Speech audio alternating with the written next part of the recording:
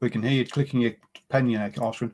Anyway, hello and welcome to the Mitre 10 Cup Round 3 and Farah Palmer Cup Round 4 review here on New Zealand Sports Radio. Hi, I'm Paul. And I nearly set up the guy behind Driving More, but I'm not anymore. I'm now the founder of New Zealand Sport Radio. There you go, see? Or Flash Harry. Me. Look at me, Mr. Flash Harry. And joining me this evening to go through all of the action is Ashwin. How you doing, sir? Oh, all right. It's sort of like, it's been a long day. It has. Between both of us, we might have seen about a third of the games, which is good.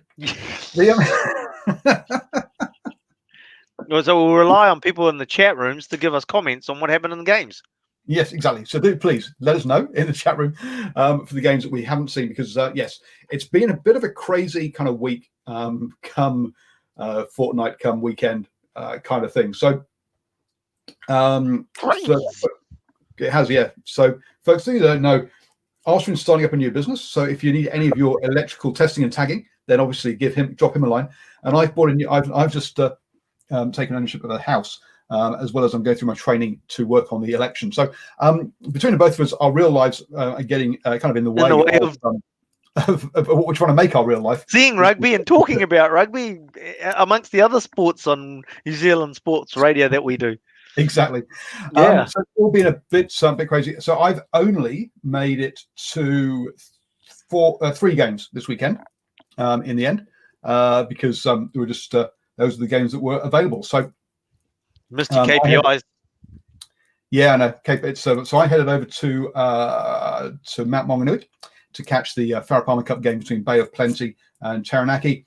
And then today I headed up to Counties Manukau for the Farah Palmer Cup game between Counties and Northland, and then also the followed that up with the Counties versus Northland in the Mitre 10 Cup. But let's kick off with a game you've actually seen, I think, because that's always helpful. Friday night, Wellington versus Bay of Plenty. Yeah, the irony of that is that, I've seen it. I just can't remember it. So,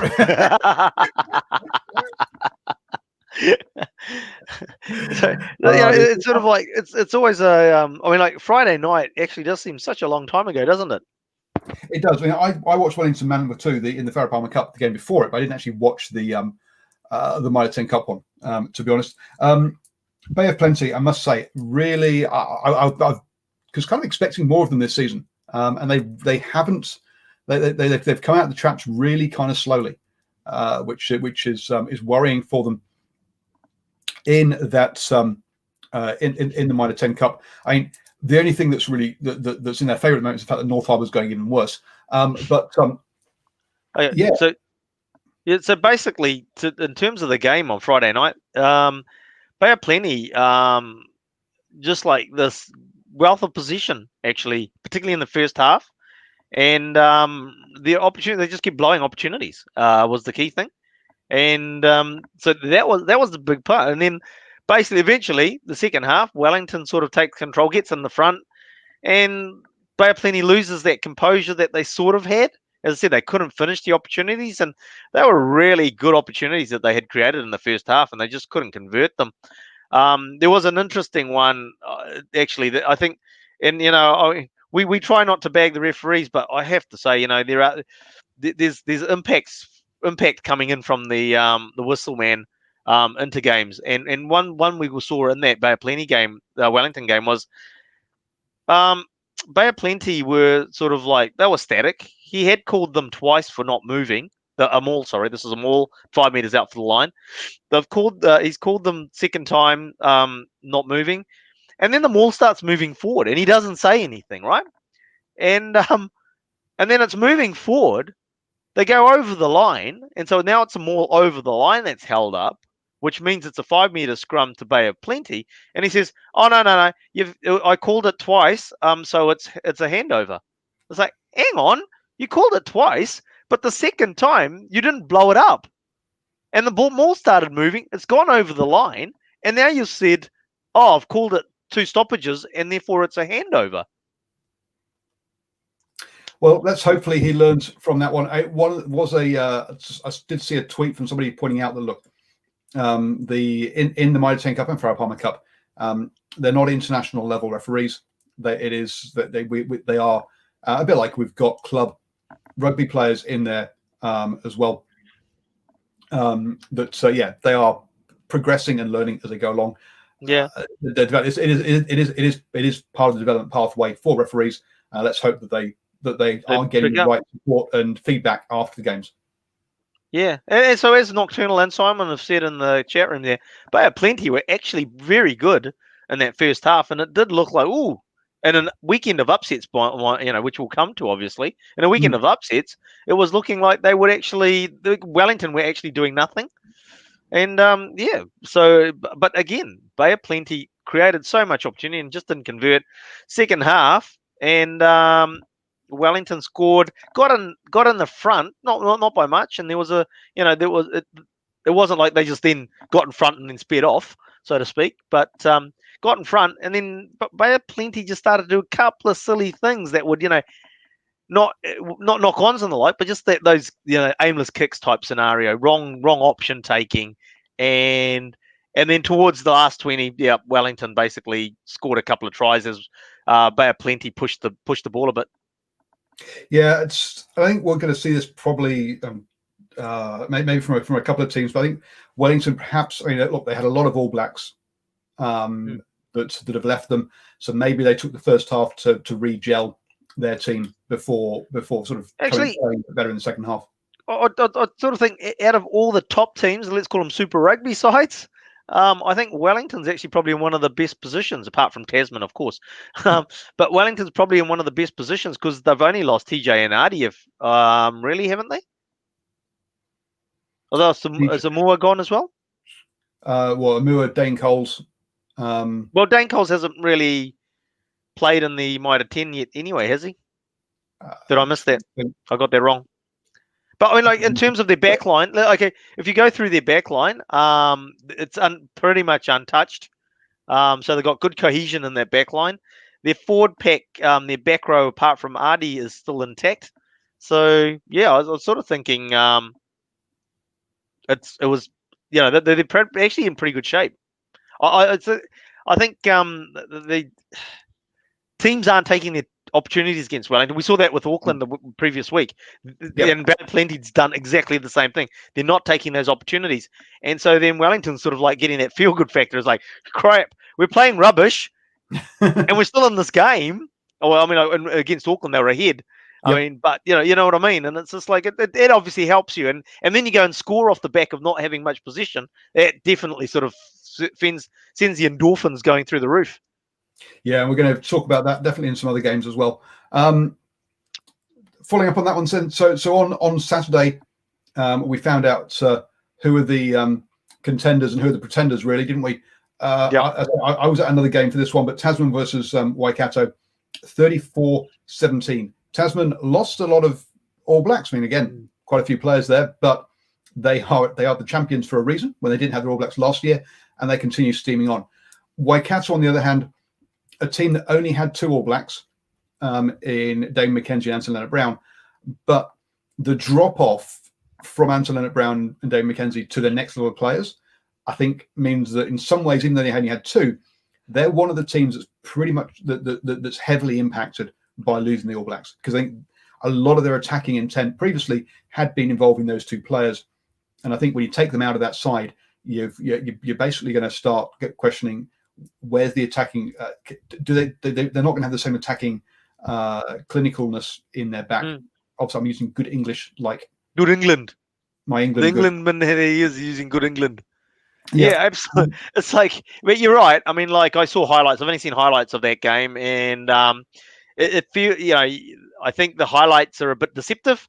They make it seem like Waikato were in the game, and it was obviously a late try to Tasman that sort of sealed the deal. But I think reality is that Wellington were quite not Wellington, Tasman. Sorry, Tasman were quite sort of dominant throughout the game, or had large periods of dominance through the game.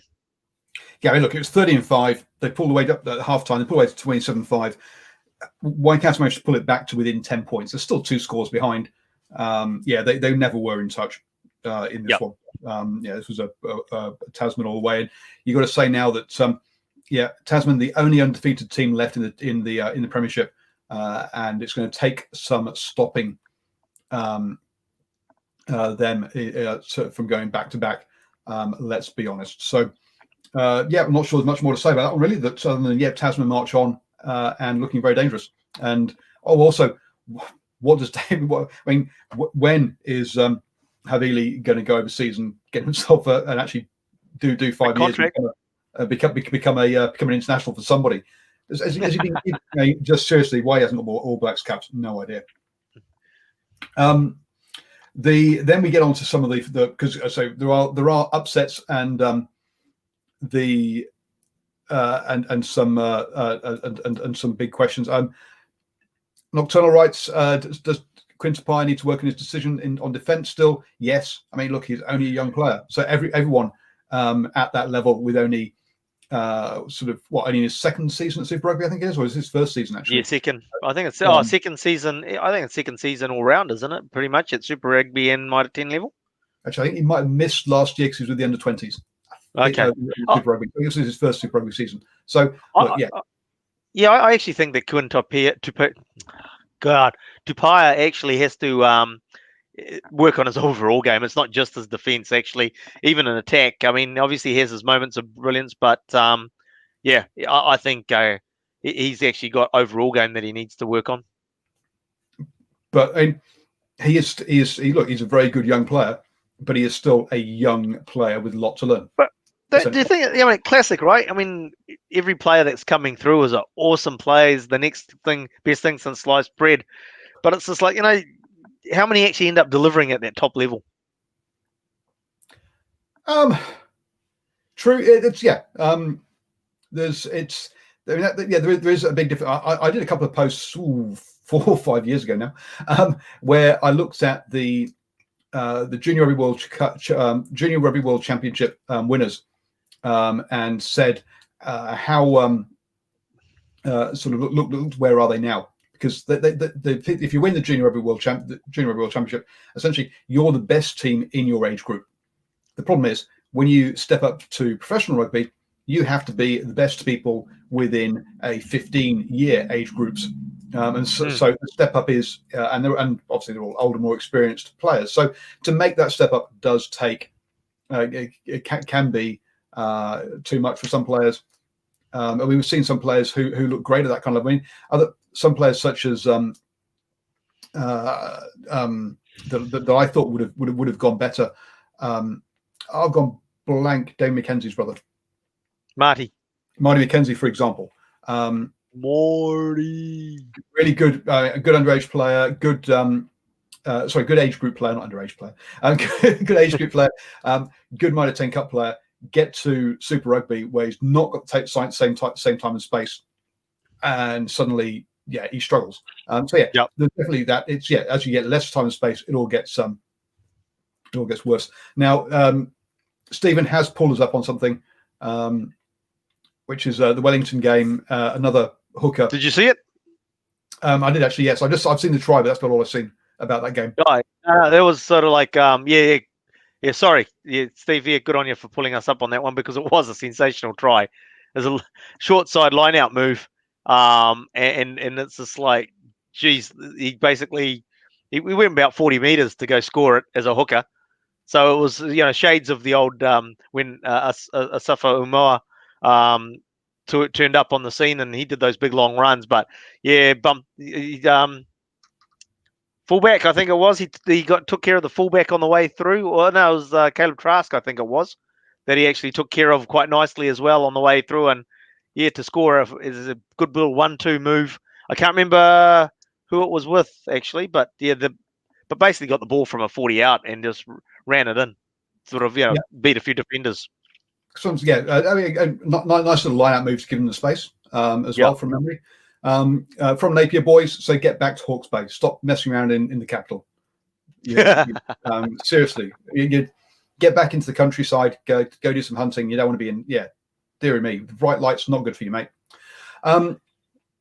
Southland versus North Harbour, Championship versus Premiership team. Southland coming into this, a lot of people thinking, yeah, they didn't win any games last year. Not very good, are they? These Southland boys. And boy, they tip over the Harbour 11-10 with a penalty on the hooter or after the hooter to win it. It's they're showing some real grit, aren't they? This Southland team.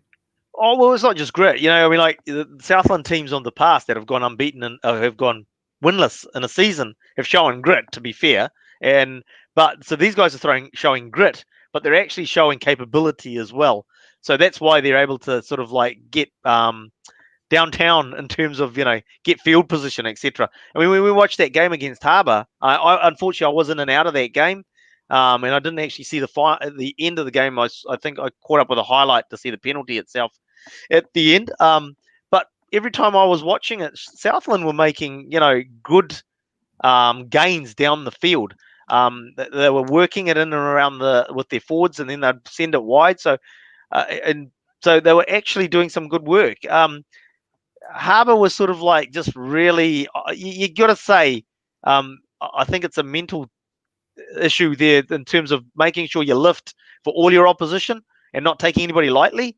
Because if you go back to Harbour's first game of the season, I think they might have lost, but they played very well. It's against Canterbury, possibly. I can't remember. But memory.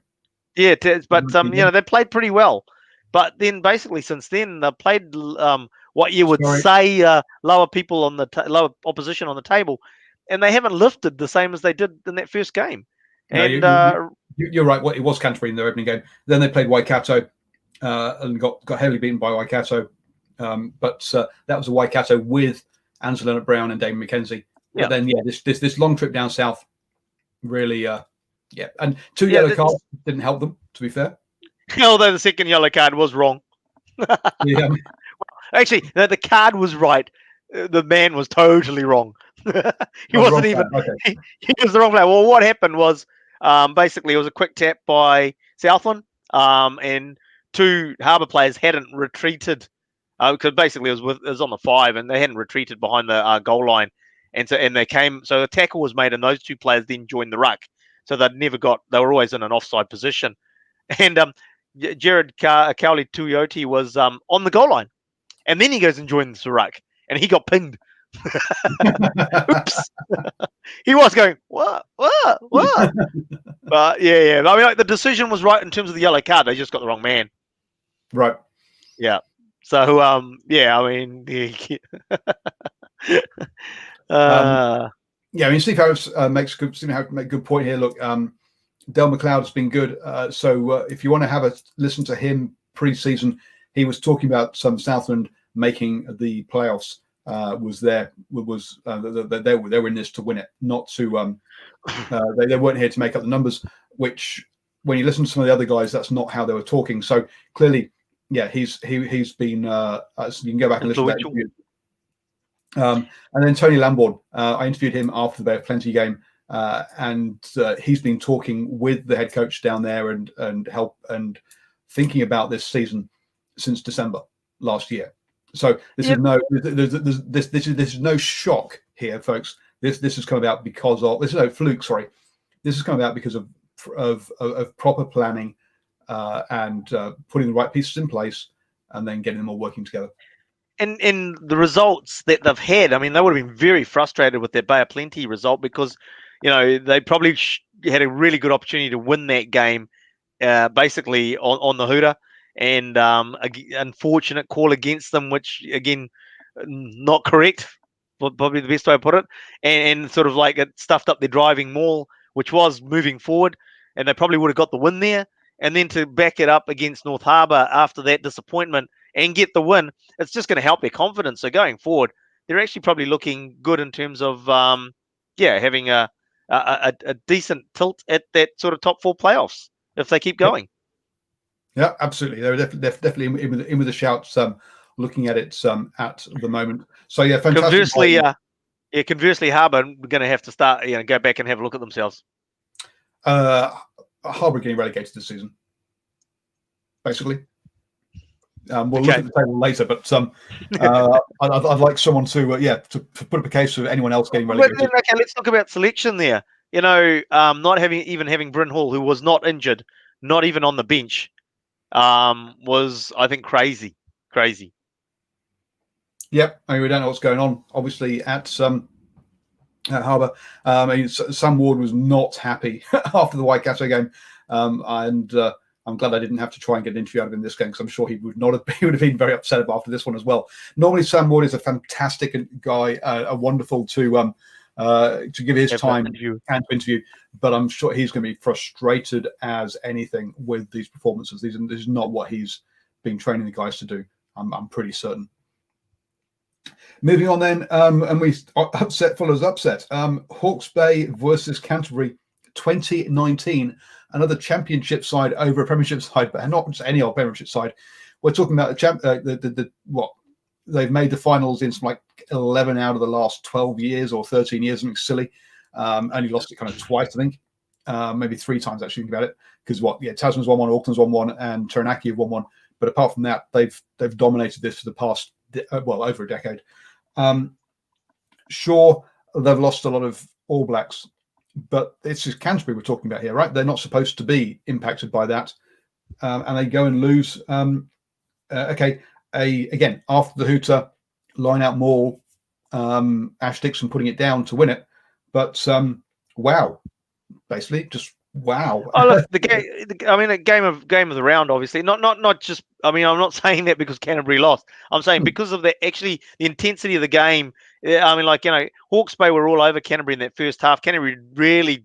It wasn't the fact that they didn't fire a shot; they didn't have the opportunity to fire a shot, and then they come back like Canterbury does in that second half. Or last few minutes of the first half, they actually, I think, they scored a try, and then obviously into the second half, they 10 at half time. 10 okay, sorry, yeah, right. So it come out in the second half, and like Canterbury do what we expect, and they got ahead and looked like, oh yeah, here we go, and they're on a roll. They're on a roll as well, and I sort of thought, here we go, and but then Hawke's Bay came back, so it was actually the intensity of that game was good. The accuracy of the play was good, I thought.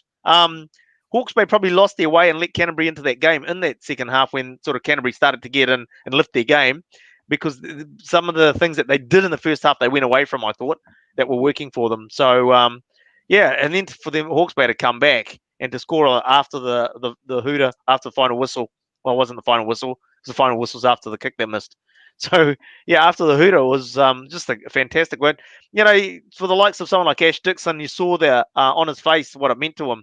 It was like winning the championship, wasn't it? The premiership, I should say.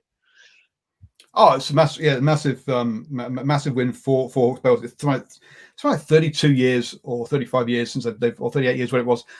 None of the players who played in that game were alive the last time that Hawke's Bay beat Canterbury.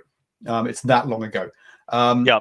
Stephen Harris makes a good point here. Look, we're talking about a Canterbury side that's perhaps eventually running out of players, or always having a few inexperienced players coming through.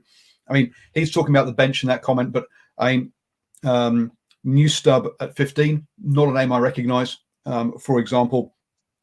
And well, he's a sevens. He's an All Black sevens player. That's why I don't recognise him. I don't watch sevens. Looking through the on the bench, apart from Princip, Princip and Christie, NRE again recognise him, but there's definitely a few names there you don't recognize. It's definitely it's one of the thinner squads that Canterbury have put out. But even so, this is still Canterbury. But in saying that, actually, the Hawke's Bay. I mean, like you look at their bench, and as you said, you did have Christie, Anare, and what was the other one you mentioned? Princip, yeah, Princip. So you did have them coming off the bench, but I mean, I think Anare was their impact player. But when you look at the Hawke's Bay bench, and you had the likes of Leaweri Walker and co coming out there, and they had a few others as well. Actually, I'll bring it up. So Walker, Leary, Evans. Gareth Evans was the other one. That's the experience of Gareth Evans, right? The two experienced guys coming off the bench there to help them out. Absolutely. I thought, when I'm watching that and the game during the course of the game, and I was thinking, why have they got Leawera Walker on the bench? What the? It's a big game. He's Canterbury. He's a big player for the Canes. It's like, what's he doing on the bench? He's gonna be out there, but the coaches know what they're doing, don't they? Yeah, and having, and you say, closing out a game is Closing out the important. game. Having those guys to come on, hold the team together when they're under pressure. When they've sort of dropped, they've gone behind against Canterbury. You can see a lot of teams just go, "Oh, geez, we've lost our opportunity again." Yep. It's all over. So, yeah, very good for them. And then I have to have a shout out to, I mean, like McClutchy, who ran the game for Hawke's Bay so well. And you go back a couple of seasons ago when they first brought him on, and it was like, this guy's a provincial first five, really? And it's like, but I think, obviously it's a case of first five, and we've seen it. I always go on about Richie Mo'unga. When Richie Mo'unga first came on and played for Canterbury, before he played for the Crusaders ever, it's just like, oh, here we go. Finally, Canterbury doesn't have a first five. Yeah. But it's just like, and it took him a couple of seasons, and then he found his feet, and now obviously we know where he's going. So that's it. They come in young. It takes time for them to find their feet. But I thought McClutchy actually played really well. He took some really good options, and got Hawke's Bay around the field well, and took the options of when to go upfield and when to sort of pass it around, when to get it wide. You've got your Ash Dixon in there, and a couple of experienced players. Kurt Baker at 15, another one of those sevens guys. I've heard of him though. But look, Flanders, Fakatava, McClutchy, Tuala, those 4, 8, 9, 10, and 12, all came out of high school together 2 years ago, maybe 3 now. But yeah, those guys are all 21-ish, maybe 20, about 21. And your entire decision-making axis. Now, okay, they've been playing with each other since they're like 16 or 15, so they should know how each other plays, right? But still, it's a very young axis that's gone well. Hey, I'm sorry, Steve. You can't give Fakatava the man of the match. That's not going to happen. Not while he's got that hairdo. Get a haircut, get a real job. Well, that's why he's allowed to have that hairdo, right? Because he has got this kind of job, right? We could do that too if we had that job, but we can't. Well, actually, I can have whatever head style I like, because you're not going to see it under the hat. Yeah. Look. We'll get on to Aaron's question about whether they can put it 2 in a row later, because obviously we'll talk about Ranfurly Shield in a moment. Actually, that's a really good question. And as I said, when we talk about the Shield game, this is a very relevant question.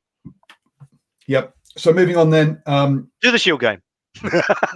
let's jump on to the Shield game. Taranaki versus Otago. Now, I was at a game watching the Farah Palmer Cup, and this one with Counties versus Taranaki, which was Counties versus Northland, which was an absolute humdinger. So I missed this one. But from what I understand, it's strong wind with Otago, the wind at their backs in the first half, got themselves out to a 25 lead, and then played into the wind in the second half, and basically it was just too much for Taranaki to come back from. Again, Taranaki, I think, very much like Waikato, missing 2 very keen players in Geordie and Bowden Barrett. Yes, they haven't got 7 or 8 All Blacks in there, but they've got 2 guys who are absolutely crucial to them getting the Shield in the first place, missing. And I don't think they could. And that's that. Whereas Otago, I don't think they've got any All Blacks in that side. But fair. From memory, maybe one, but yeah, they've not got. They've got the same team they had the last 2 weeks. That continuity against has helped them. Okay, so basically speaking, and this is a generalization, big time generalization, but most teams that win the Ranfurly Shield don't have a home game the next week, and they lose because there's a lot that goes into winning the Ranfurly Shield, and so usually they're on the road, and funnily enough, they get tipped up while they're on the road, and so it's the fact that Taranaki, I mean, you're going to put a big shift in against Canterbury to win that Shield in the first place. It's not going to be an easy one to do it, which they did. So it was always going to be hard to back up 2 weeks in a row with a big performance when when Otago comes up. Obviously, Otago hasn't had a great start to the season, but at the end of the day, it's a Shield, and every team lifts for the Shield. It doesn't matter, if it's the bottom place team who's absolutely sucks, for want of a term, they're still going to lift for the Shield. And you've just come off a real hard one. Just drop the cliche there. Yep. The, Always cliche kings. so the and I think also the fact that they got that lead with the wind first up, then Taranaki are always having to chase the game after that. So you can't play your proper wind territory game because you're trying to chase the game. And the fact that I sort of think, as you mentioned, with the experience gone, they're not going to be what the experience would have said with the wind at the back. Let's plug the corners. We'll hold them down there, wait for the mistakes. They will come, and then we will put pressure on to try and score the points. That's the game plan that an experienced person would have, calmed the troops down and gone in with that. When that may have happened, but as I said, when we've got two games at the same time, you can't watch both of them. And it's fun. It's funny, isn't it? That one thing I've noticed being in the media rooms is that everyone in there is aware of exactly what combinations they need to get a shield challenge. Because within a second, before this game's even finished, in the county's dressing room, they're like, okay, all we need now is for Otago to survive against Hawke's Bay. Then we've got a challenge. Like, we haven't won it yet officially, and you already know. So wow, okay, yeah, and that lets you know, how important the shield is at provincial level. And so to come back to Aaron's comment about can Hawke's Bay put it together 2 weeks in a row, it's not that they can't, but they've just put in a big shift against the Beta Canterbury side, and it is big. You're playing a Canterbury side, as you said. It's not you're not. It's not a walk in the park ever, and you're winning it after the hooter. You put in more than 80 minutes already, so it's going to be a big ask for Hawke's Bay to go down there to lift it. I wouldn't say no though. I think they've got some. We've talked about they've got good experience, and then that's the big thing that Taranaki lost. Hawke's Bay's not losing, right? They've got good experience, and they've got some good Super Rugby talent that is still there. And like Ash Dixon's the way that he's leading that team. You got to sort of say, and look, the accuracy of his line-out throwing, which I think has been commented on during Super Rugby as well, is a massive factor as well. Yeah, and I think look, that young side is going to enjoy being under the roof as well. That access I was talking about. For Hawke's Bay, I think they've got I think they've got a real shot at it. And when you talk about it, you just said, yes, they've used a lot of energy in this one, but it's very easy to get them back up for the next one, right? Because it is a shield challenge. That's another game. No, this is a shield challenge. Off you go, boys. We've got this could really spark our whole season now. Yes, we had a bit of a dodgy start, but we could really get ourselves back. Yeah, really get our season properly going by putting back-to-back wins together. And you got to remember Cornflake's favourite number 8 in New Zealand rugby going back home effectively. The what? Mikaeli Tu'u playing for Hawke's Bay.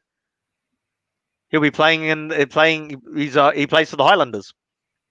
He'll be going in there playing in Forsyth Bar, if it's called Forsyth Bar still. Tupperware container.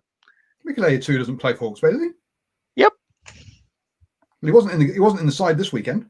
Yep. Number 6. He was playing 6. Okay, sorry. Okay, yeah, right. So, I mean, he wasn't playing 8 because I just talked about the 2 8. No, he's playing 6. He's playing 6. Yeah. He's been playing 6. I don't know if it's. I'm pretty sure his last week he was playing 6 as well. So I'm not sure if he's played 6 all 3 games, but he's been playing 6 in the last 2. I'm pretty sure. Yeah. So if Hawke's Bay do take it, so everyone's just keeping track of this, then Northland would have a shot at the next defence. Settle Steve.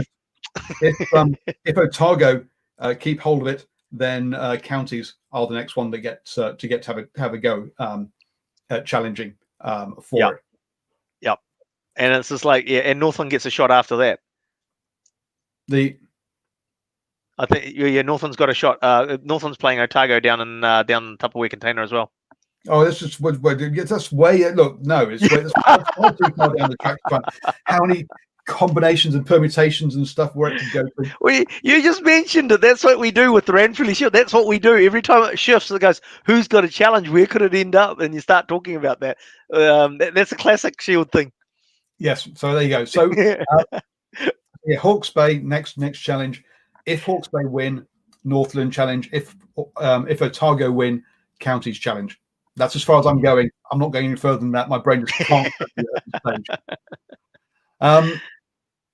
stage. Jordan likes the Magpies jersey. Yes. Yes, it's a one-off jersey. It's not coming back. They're going to auction those off for farmers. So get onto the old. I think it's probably on Trade Me, but I'm not sure. And get bidding for those jerseys. Clearly, I won't be having one, unfortunately. But have you noticed the new jersey behind me, by the way, Ashwin? Oh, the old Canes one. Yep. Oh, you've replaced the England 02 jersey. I've replaced England cricket jersey with a jersey. Yeah. An old Canes one. You scored an old Canes one. So that was so somebody gave me that one. So that was nice. So it's a cotton one. So this is whilst I have got the that old Blues jersey, that isn't a cotton jersey. I think it's probably the oldest jersey I've got now, or replica jerseys of from Super Rugby. Anyone else has got some nice old Super Rugby or Mitre 10 Cup jerseys that they don't want, then do pass them down. I'd love them. So Stephen's reporting that he's going to be down in Napier the weekend reporting for New Zealand Sports Radio for that Hawke's Bay versus Northland game. So it would be kind of cool if they did if it was a Shield game. But hey, let's not take that. So a game I missed, and according to Stephen, really was a good one to miss. He said it wasn't a very good game. Auckland Manawatu, Auckland getting the half century. Manawatu on 12. Manawatu having a real tough, poor season. Let's be honest. Ashwin, you watched this one. Anything really to talk about, or should we just move straight on? To me, look, this highlights. When we talk about professional sport, there's a lack of thinking at times within this, and this is probably people are going to say, "Oh, this is overly harsh," but Auckland had an opportunity to get a good points differential, which could be handy at the end of the season, and at times you sort of think, God, you got to speed the game up. You've got these guys on toast. It's time to speed the game up, to put pressure on them, to try and score as many points as you can. And it's just like, geez, I don't know what goes through their heads, and it's frustrating. I say, maybe people are going to say I'm being a bit super critical, but it's like, nah, it's like, as I say, I think when you look at that table, there's going to be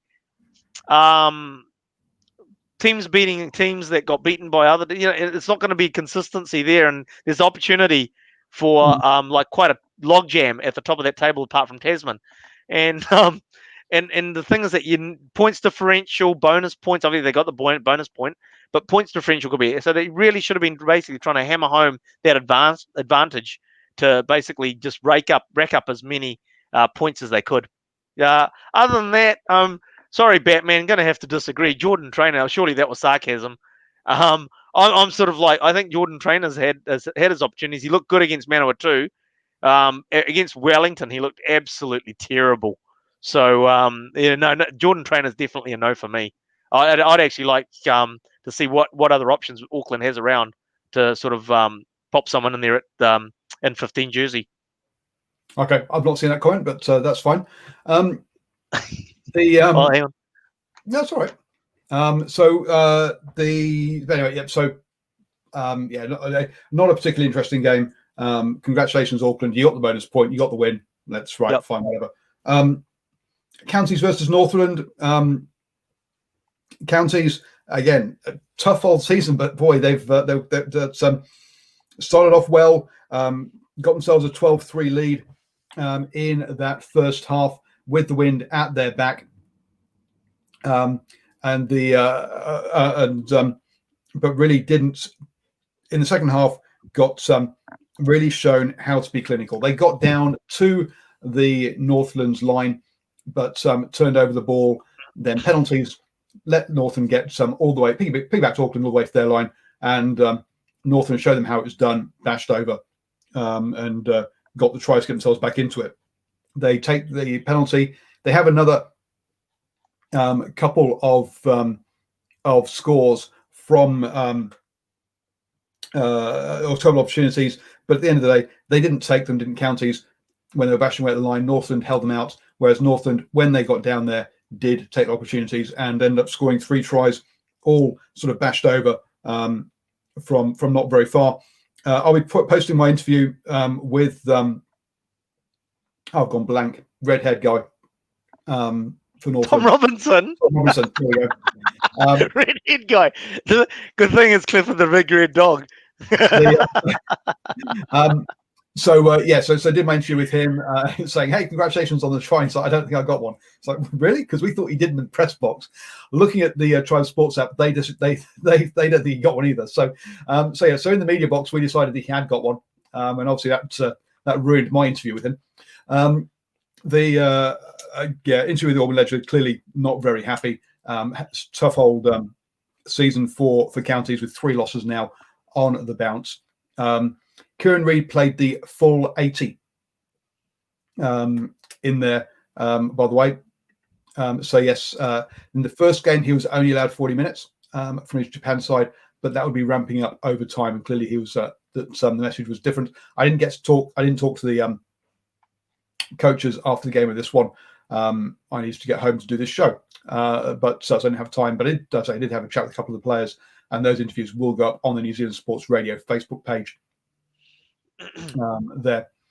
Aaron says, yeah, it looked like 2 B grade teams. Some of the kicking in this game was absolutely dire. Is it something to do with Grower Stadium? Is it called Grower Stadium? What's it actually called now? Navigation Home Stadium. Navigation Home Stadium. That's right. Navigation Home Stadium. Is it something to do with Navigation Home Stadium? Is it like, because the kicking week in, week out at that stadium is like, I saw one, and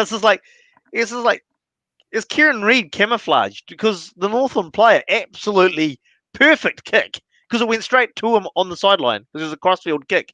And it's like, maybe the county's Manukau jerseys camouflage into the signs or something. I don't know. Because the kicking, as you say, week in, week out at that stadium is just bizarre and shocking. Now, the wind is really is very strange there, okay? Because it was very clearly a left to right wind, and it was pretty strong during the ladies' game. But then suddenly, on the kicks closer to the grandstand, where you're kicking what you think was into the wind, suddenly it would sail and go quite a long way. Like, okay, we've got a swirl in here. So really wind on the green banks, the grass bank side, it's very much a left to right as you look at it from the grandstand. Next to the grandstand, there are bits where it's swirled round, and actually it's a right to left wind because it's natural bowl. And so, the players do have to know that. There is definitely an element of knowing that stadium from a kicking point of view as to where you can and can't, well, where you will and where you won't get wind assist. But that does not excuse the number of the boots that came off the side of the boot and were all over the shop. To be honest, shocking. It is. One thing I would like to say though about Spud Stadium is I didn't get given any studs. I'm disappointed. The irony, isn't it? The irony, you get a Spud Stadium, but if you want Spuds, you go to Eden Park. For the people that don't know, sorry, I have been given free potatoes at Spud Stadium before. They are available, and I did see the members walking out with them. I was just going to say the people from Auckland, outside of Auckland, won't know, but Irabana Potatoes is one of the sponsors for Auckland Rugby, and so at times they'll park up a big truck outside the stadium, and they hand out bags of potatoes. Now they hand out 5 kg bags, whereas what you get at Navigation Homes is a 1 kg box. So it's a different scale of potatoes. Batman says Navigation Homes Stadium needs to be upgraded. Yes, absolutely. So something that you will not have heard of anywhere else apart from on this station, because I was the only guy in the media box along with the Manawatu head coach when this happened. But the Sky technician was laying cables over the media box during the Farah Palmer Cup game last year. And I say the Manawatu head coach of the Farah Palmer team was in with me. The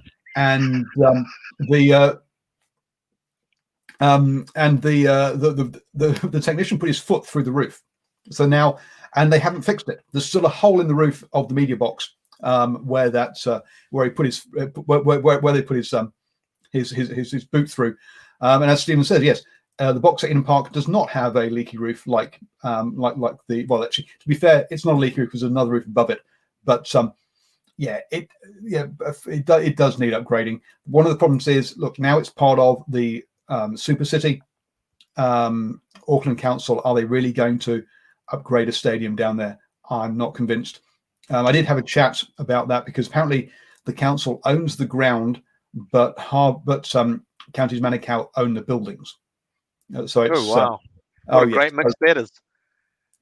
So good luck in trying to trying to get that upgraded, but it does need upgrading. Simon Hughes, no, there is no way we will have the Super Rugby Pacific Island team based at that stadium. No. That is not a Super Rugby. Look, they have a Cathay Ray Tube TV in the media box, right? They don't have a digital clock. They have an analog clock thing that goes round, so you're guessing how many minutes have gone and stuff. So no, it's not going to happen. It does need a big upgrade, but to be fair, it won't happen anytime soon. To be fair, there's no clock at Eden Park. It's on the big screen. Is it? Yeah, they put the time. They put the clocks on the big screen. Oh, okay. I can't remember. It's been so long since I've been to Eden Park to watch some rugby. I can't remember what's on the big screen. So it's in the corner. Yep. Sorry. I was just going to say, sorry, backing the truck up. I just wanted to say, for the Eden Park game, one thing that did come out of the Eden Park game actually is that they found a halfback. They've got someone that can shift the ball, that can make good decisions and act quickly. So that was one thing that came out of the Eden Park game. That's for Auckland, that is. Yeah. And Aaron says that's standard fare for Auckland Council grounds. Okay, didn't realise that. Interesting. But I've got to say, with Southland agreeing with Invercargill Council to upgrade their stadium, that does mean that County Manukau probably have got the most rundown stadium in the country now, at a guess, I think, or will have apart from Taranaki, of course, but theirs is basically earthquake prone and is about to fall over. But I don't think really, but whether you call it run down or not, I don't know, but incorrectly built. So yeah, it does need upgrading, but as I say, I can't see it happening anytime soon. So let's have a very quick look at the table, because we've not even touched on the Farah Palmer Cup games yet, and we're well into this game, well into this show. So quickly looking at the table there, Tasman clear at the top. Look, they're going to finish top of the Premiership. But as you say, Ashwin, Wellington, Auckland, Waikato, 11, 10, 10. It's a log jam, isn't it? As you say, points difference could really become an issue. Big thing there. Canterbury are going to pick up more wins and climb into that. So it is going to be those four. I would think finding out for those three playoff places, with Bay of Plenty sitting probably fairly comfortable, and North Harbour getting relegated. Yeah, I mean, the funny thing is that I just don't count North Harbour off when they come to play Auckland, though.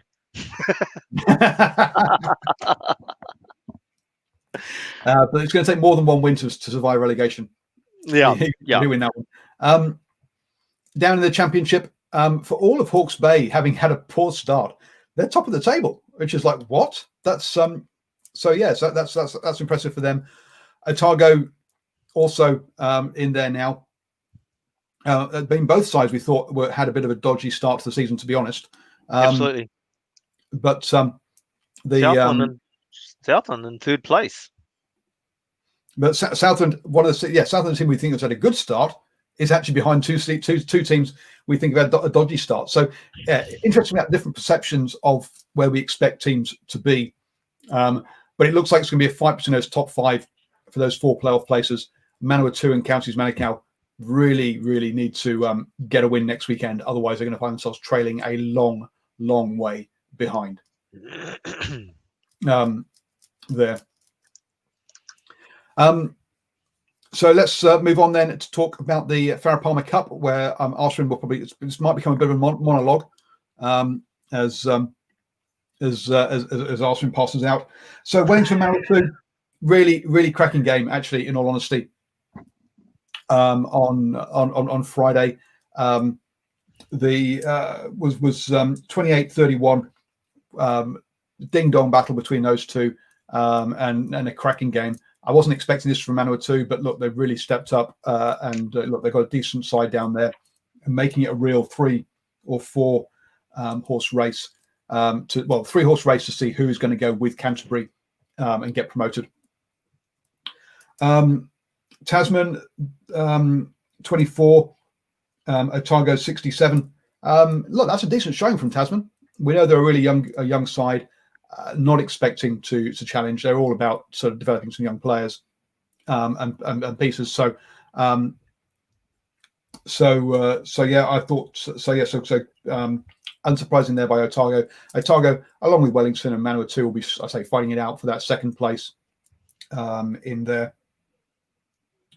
Harbour 0, Auckland 72. Yep. If Harbour win one game this season, it'll be a surprise. It'll be an upset. They had their final last weekend when they lost to Taranaki. In all honesty, the teams they're up against in Waikato counties, Auckland, Bay of Plenty, all Premiership teams, and then Northland who have really stepped up.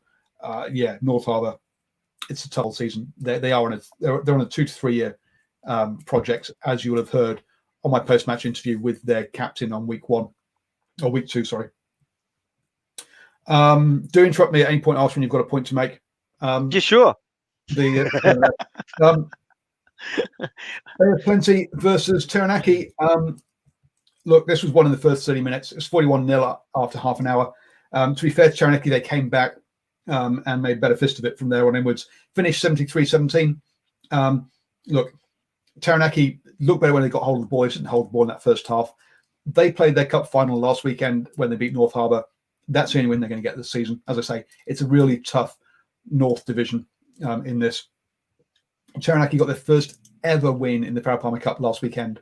Had a bunch of injuries midweek, which I heard about from their coach, and he said pre-game he said, "We've had a bunch of injuries. It's a very hot day. I'm not sure how we're going to survive." It was. Look, this was kind of expected. Obviously, they would want to have started better, but yeah, he knew they were up against a better side, and it was going to be tough. Hawke's Bay, Canterbury, 15-72. Again, unsurprising. Canterbury's going to win probably all of their games in the Southern Division, up against Hawke's Bay, who I think was the championship team last year.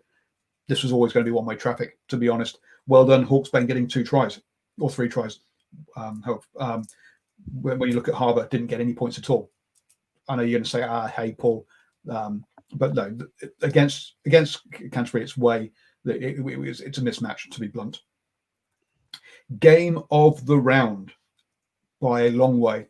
No, we had 2 great games, actually. Wellington Manawatu was a fantastic game to kick off the round. To finish the round, Counties versus Northland. Now, Counties, I think everyone, after their first two rounds, they've got a points difference, currently of 88 after this game. After 3 games, two big wins. We're like, okay, look, these guys, the Counties are the team to beat in the North. No, Northland turned up. It was 20-10 at halftime with Counties winning. But talking to the Northland head coach afterwards, she was like, "That's a 15-point win. Where we knew we were still in this game." They came back to win it 20-32. Really impressive how they managed to get space for their wingers to score. All 5 tries from wingers, 4 for Tyler and Ankerville, and 1 for I've gone blank to the girl's name on the other wing. Really did a good job getting it wide there. Also, good defense against some good. This kind of side is very good. One problem they did have though was they had a key injury early on to their loose head prop. I've forgotten her name. I'm afraid, folks. Very big girl that just gone over, scored a try. Very powerful scrummager for them. And from that point onwards, their scrum was under pressure and was going backwards. And it's just very rare to see a Counties one going backwards. So Aaron asking, Counties lost against Northland upset? Absolutely. Talking to the Northland head coach, she's like, they're the number 1 team. And we've just beaten the number 1 team. Prop's Mailata? Sorry? Mailata, the prop? Yes. Was it loose head or tight head? Sorry, you said? Number 1. So the loose head. Loose head. Yeah, Mylata was the injured prop. Yeah, I mean, she's a very big, powerful player. I said went over for the first try. Powered over from a good 5 meters out. There was no stopping her. And I say she was a big loss for them. Let's hope she recovers. From what I understand, she had a broken leg. Broken leg or broken arm. Might be broken arm actually. Sorry, one of the broken arm maybe. Either way, broken arm. Either way, still, ouch. Ouch. So we wish leave a mark. We wish her a speedy recovery. Definitely. When you think that the county's already lost Taylor, I've forgotten her name now, the lady on Sky, also to an arm injury. The injuries are starting to mount up for counties as well. Cool. So well done. So that was a quick look at the standings in the. Go on, Ashwin. 4 upsets on the weekend then. North Harbour, Southland, Hawke's Bay over Canterbury. You'd say the Otago over Taranaki, and then Northland over Counties in the Farah Palmer Cup as well. That's what you. I mean, you want to see a bit of that. Absolutely. I'm not sure.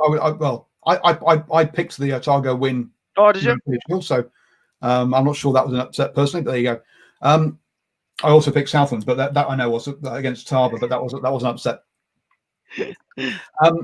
Auckland Storm and Waikato both going very strong at the top there of the of the North Pole. Auckland were literally from memory, were literally a kind of line out maul away from losing to Northland. So they've but they're at the top there. They've played one more than Waikato, Bay of Plenty, Counties, and Northland. So they've got their bye week coming up soon. But the top 2 go through. So the top of the North Pool play second in the South Pool, and vice versa. So Waikato, Bay of Plenty, Counties, all and potentially Northland probably in a position to be kingmaker rather than necessarily actually making it there. I think who they beat will make a big difference as to who actually makes that second spot. But can they win enough games to get into that second spot now when they're already 4 points or 1 or 2 wins behind? I'm not so sure. Down south, I said already. Look, 3 games, they're averaging over a 50-point win margin in each game. Counties are going to top the table. Sorry, Canterbury are going to top the table. And then you got Wellington, Manawatu, and Otago all fighting it out for that second place, with Wellington clearly with 109 points difference after 3 games, the favourites to take that. But there's with Tasman and Hawke's Bay, their final will be them playing each other. Let's be honest. Yep. That's. I was going to say. Look, at the end of the day, I actually we talked about it actually during the day, didn't we? When you were driving around picking up your fridge, and it's like they have to go back to a combined competition in terms of like with the men's team with the premiership and championship. Absolutely. What they've not had in previous years, they've not had promotion relegation between those. But then if you think that Northland have only got a 2-year team, Taranaki joined 3 years ago, so they've been adding teams, but therefore not relegating teams. So obviously it'd be great if Southland also joined this. We have the full 14 because we've only got 13 teams currently. But I do think the discrepancy between the bottom teams and the top teams is so big at the moment. Too large. Because they are such new programs. Yep. That they do need a north-south. Paul Ashwin, what would you do if a Super Pacific Island team gets put in Navigation Home Stadium? I would comment on it. Yes, we definitely comment on it, but it ain't ever happening.